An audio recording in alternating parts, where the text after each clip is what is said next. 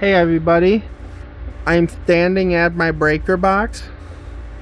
I want to show you something. And right here it is.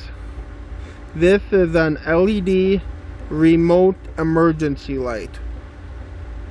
And remote means there's no battery, nothing to turn it on in a power outage.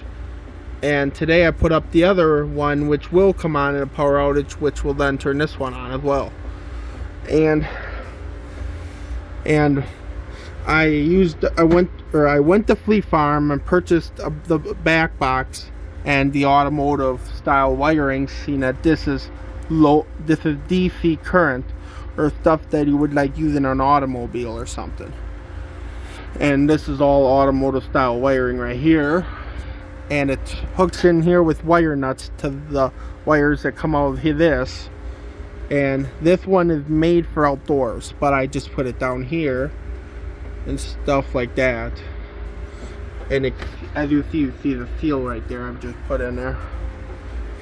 And I got it aimed so if there would be a major electrical problem where a breaker box went out or shorted out or something, all the electricity in this house would be down, and these would turn on.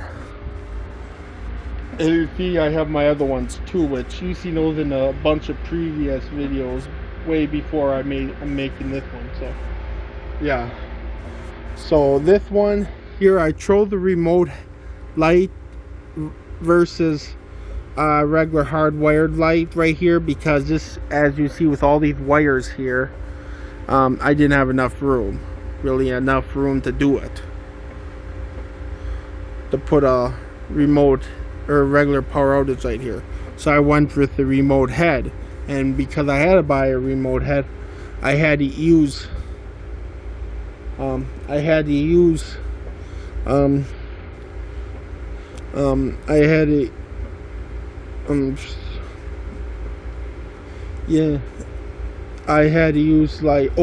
to buy another power outage light, which is over there, which has what they call remote capable, which means it's able to handle this head, or the remote emergency light head. And what I did is after I ran the automotive wiring up here, and then I used wire staples and stapled them to each rafter, and it runs over the heater ducts, the cold air return duct, and then it goes into this box. And right here's the one, this is the remote capable emergency light and stuff. See, just looks like that.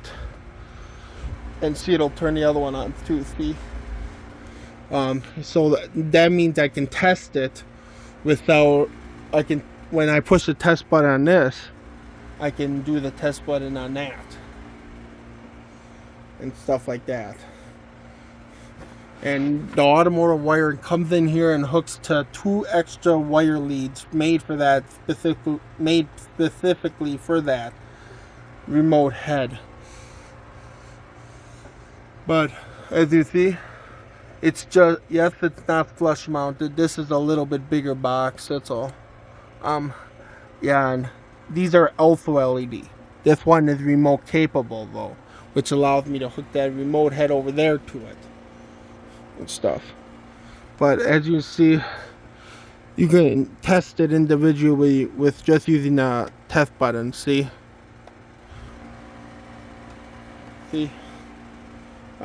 yeah.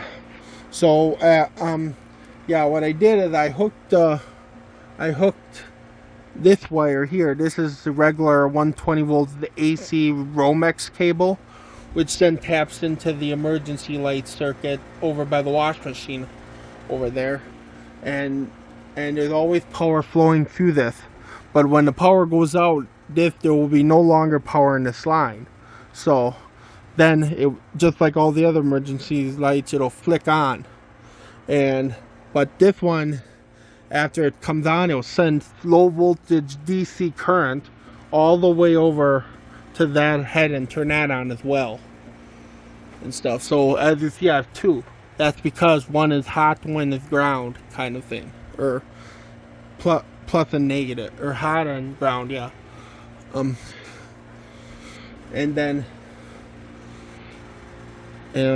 the main wire, which runs over the heater duct here, runs over right here, and then this one here is the AC current wire, which supplies power to the main light to charge its battery and stuff like that. And then it runs into this box, which it taps into the power, the AC power coming into this emergency light. And then this is just your main wire coming from the power source, which is the emergency light over there, and it taps into that. So it's kind of like a chain reaction, in other words. But what I'm going to do now is do what you all been looking forward to, and I'm going to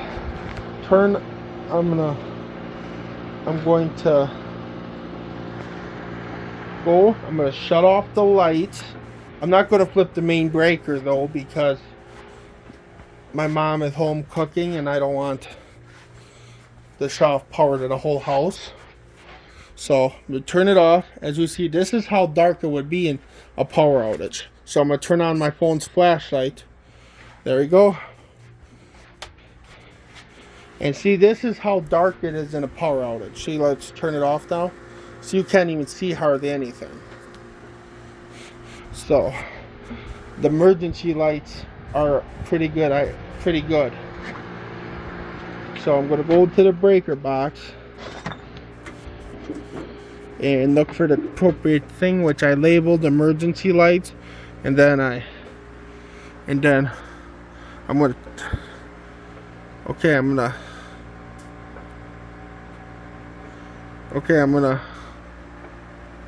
turn off my phone's flashlight, and flip it on. As you can see, all the emergency lights are now on on that circuit. And as you see now, look at the difference. It's pretty light in here now. It's not as light as if the power was still on, but it's enough light to last for a while. And as you see, this is what it looks like in the power outage now. All the emergency lights came on. And as you see, when that one came on, a new one, it sent the signal across. It sent power coming over these little low voltage wires and turning on that LED light and stuff like that. So during a power outage, these can last quite a while. This one will stay on until that one over there's battery runs dead. Then that one will shut off with a low battery. That one will probably be the first to go in a power outage, seeing that it's LED, or not LED, but incandescent. They die usually faster than LEDs do and stuff. So this is what it looks like. So see, it lights up the breaker box pretty good. And now let's say power is restored. So I'm gonna turn my flashlight back on, and I'm going to flip it off and see what happens. See? And when they all go dead in a long-term power outage, it would go back to being dark. See? This is how dark it would be when they all die, because the batteries run out and stuff. But I have my phone's flashlight on and stuff like that. So now I'm going to turn the lights back on. And see, there we go. And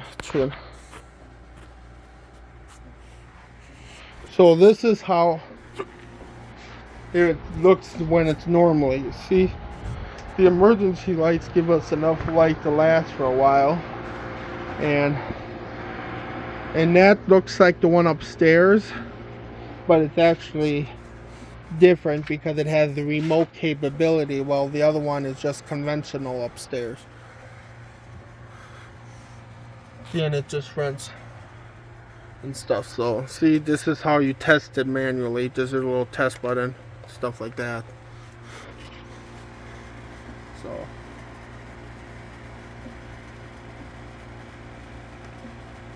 see, so yep, so that's my little preview. Or I better shut this.